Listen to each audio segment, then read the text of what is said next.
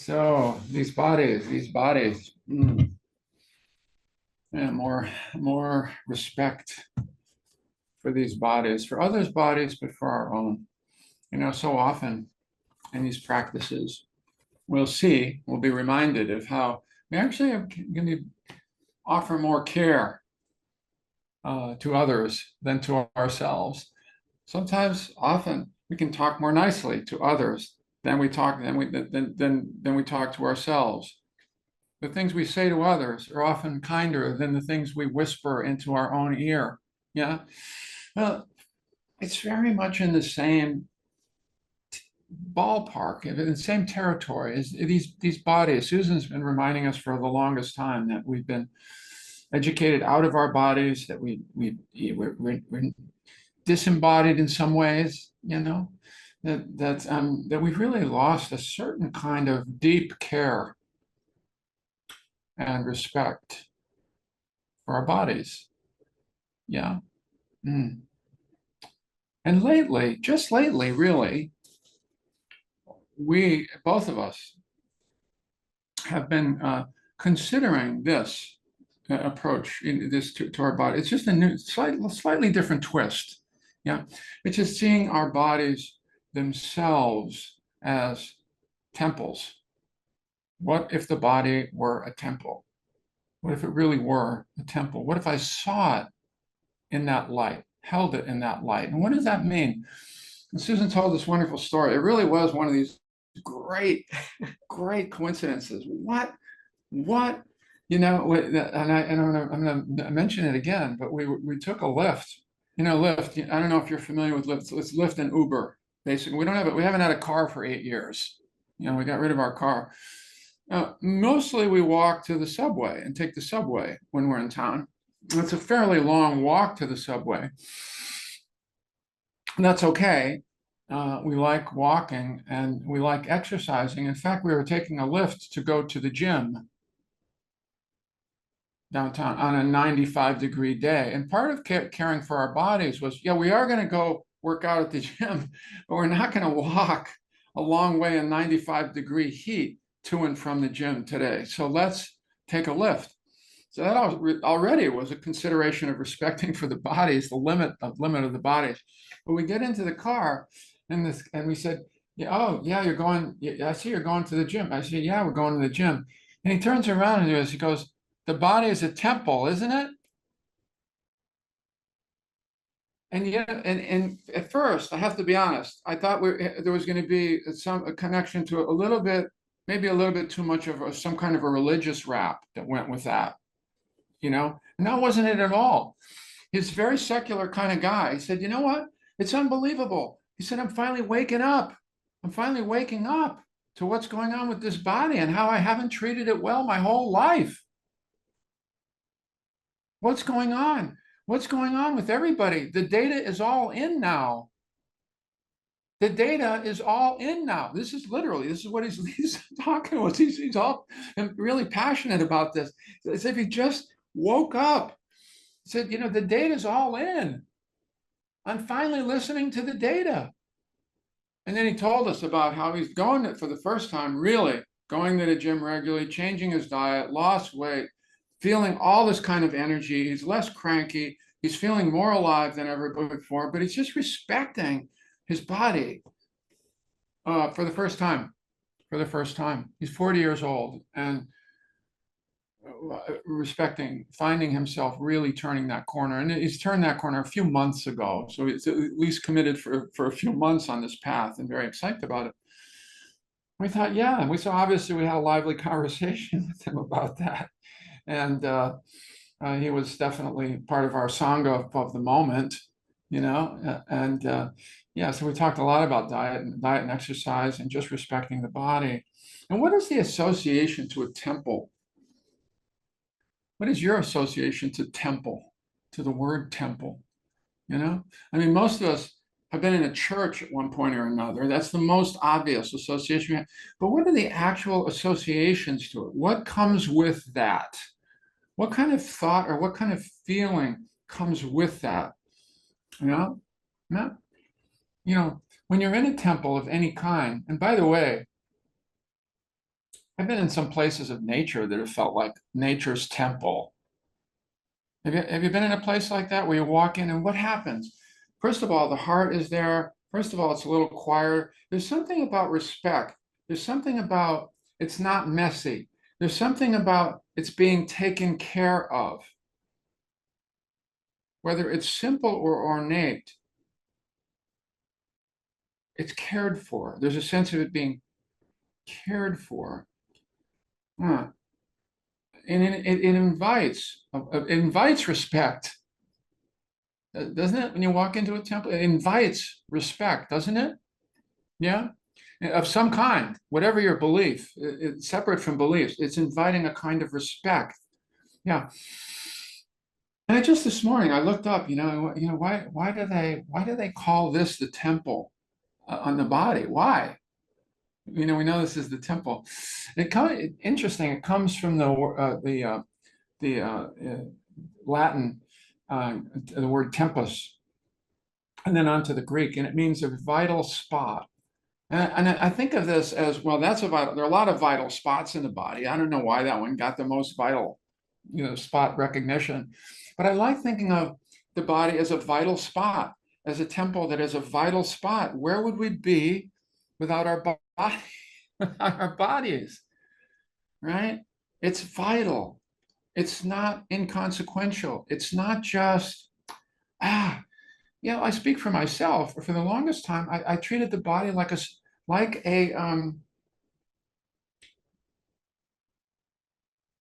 I don't know, something that was just supposed to serve my needs. And like I didn't treat it with I did not treat it well. Just didn't treat it well. Just expected it to be resilient, expected it to behave, expected it to show up when I needed it to show up. Yeah. Uh, and so it's really been a journey for me to begin to appreciate more this body and to respect it more. To see it as vital, to see it as vital. Yeah. And what does that mean? What does that mean for us? And I love this expression. You know, Einstein said, we can see everything as a miracle or nothing as a miracle. Well, maybe there's something in between. No, but I certainly see the body as a miracle. I do that a lot now. I do that a lot. I remind myself of it a lot. I remind myself sometimes when I'm just doing something like this and go, look at this. I can just do this with my hands when I'm speaking. It's like, that's amazing. It's all amazing. Every bit of it is amazing, right? If it's just we don't often reflect on that. The whole thing is amazing. And it's not under my control either. We're not beating our own hearts. It's simply moving in that direction. And this may seem a little far afield from the precept of respecting and taking care of the body, but I don't think so. I think, first of all, we have to start seeing our bodies differently a little bit. In other words, just that much. We could say, oh, now that's a temple. That means I've got to do a whole bunch of things. And I'm not very good at doing those things, so I'm going to judge myself. I'm still not doing the things I'm supposed to do to see my body as a temple. Just start out, and I think Susan mentioned this on Monday. Just start out with, okay, what if it's a temple? Let that be enough for a little while. Just that perspective. Just that perspective is already a lot. Huh? And then the next time I'm careless with it, the next time I'm judging it, the next time I feel betrayed by it because it gets sick or it gets a little injury, the next time I'm upset with it because it doesn't have the kind of energy I think it should have, I might think, wait a second. Wait a second.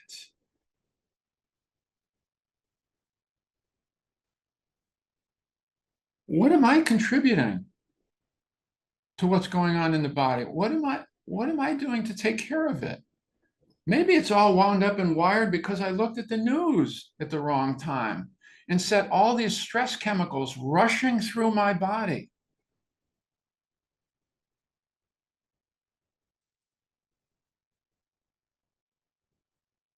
What does it actually mean?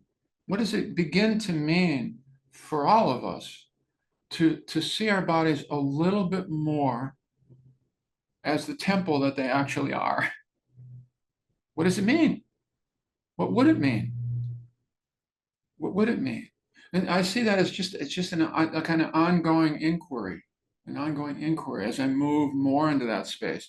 We just practice moving more into that space. Yeah. And yeah, that's really the encouragement. See where it takes you. What we don't need is more judgment. The truth is, we haven't seen our bodies as temples, and we haven't trained to see our bodies in that way so far. So it's kind of a new thing. It's kind of a new thing. Maybe that word doesn't work for you. It just happens to work for us. Um, one thing you'll never find in a temple is garbage, right? For example. And yet, I've put garbage in this temple.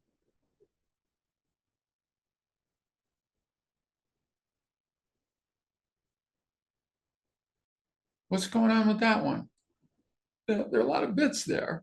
Like, oh, what am I doing? Let me just pay a little bit more attention, just a little bit more attention to respect and care for this one body, for this one miraculous body that has served us so incredibly well. Yeah, yeah. Mm.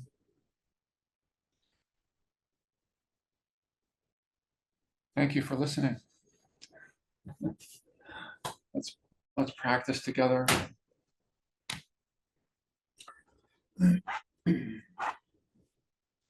Opening up a little bit more. This right here is care for the body. This right here is treating the body a little bit differently. I never used to do this.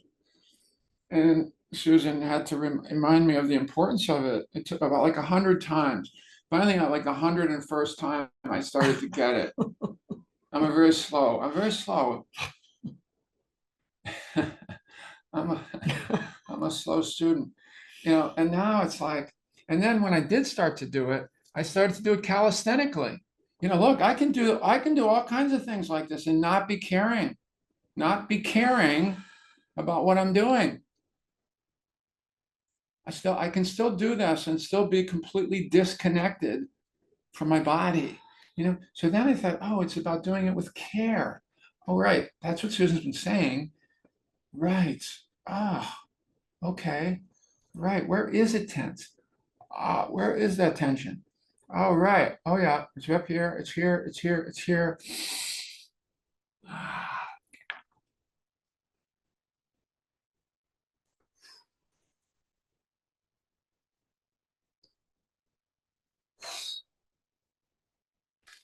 And when you're ready, beginning to slow it down a little bit. I like to close my eyes and then keep moving a little slower, but still orienting again toward a slightly more comfortable posture. And then bringing attention to a more easeful, a fuller, more full, more easeful breath.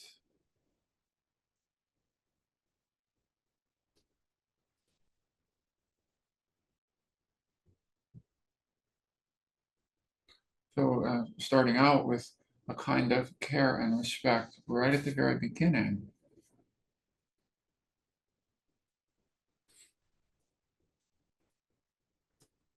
For the body and the breath.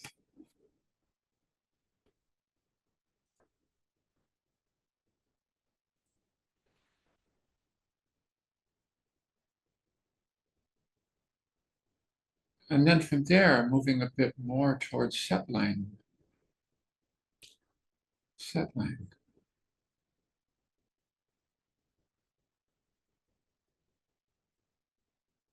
And I'll even imagine with each exhale, for the first few exhales, as if I'm kind of sweeping out on the exhale, a bit more tension, a bit more holding, both in the breath itself, but also as if I'm releasing some of the ragged or rough energy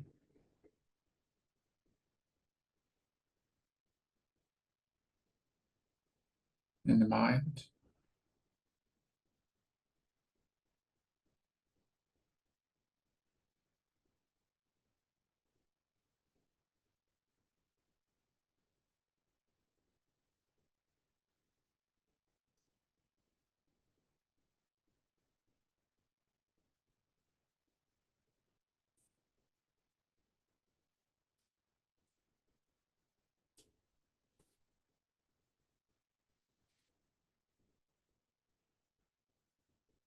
And then coming to mindfully appreciate this gentle, rhythmic flow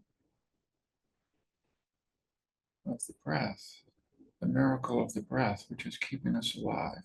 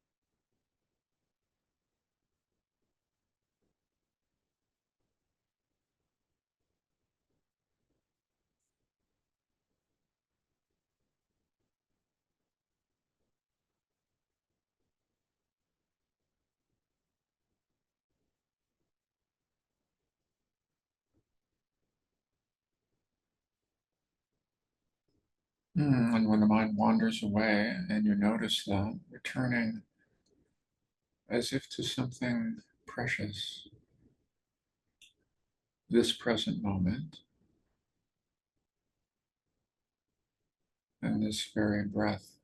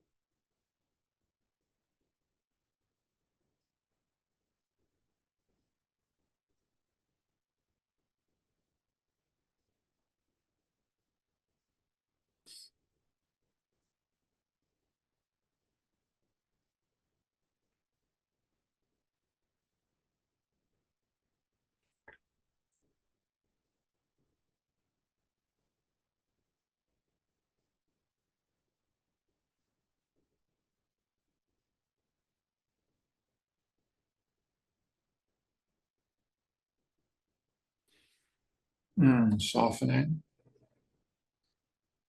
and allowing.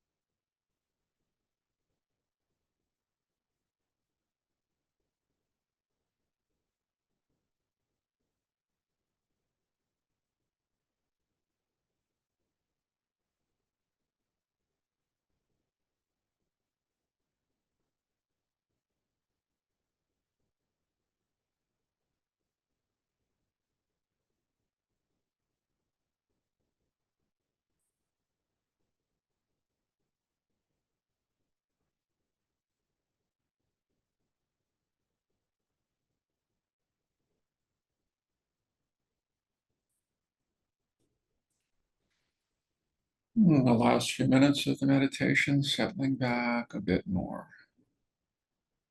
Receptive, receptive attention, receiving.